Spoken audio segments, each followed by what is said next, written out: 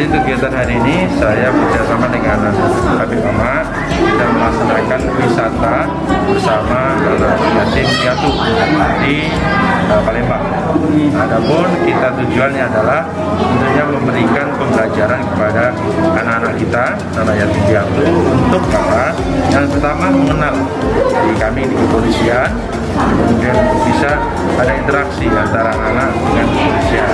Kemudian yang kedua, kami mengajak anak-anak bersama Ustaz Kiai Ahmad untuk ziarah, mengenal sejarah agama Islam yang ada di Palembang.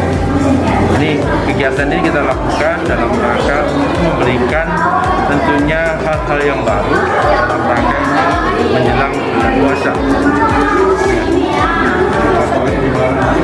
Untuk anak-anak ada 150 dari tiga yayasan. Ini kan ada rencana lagi?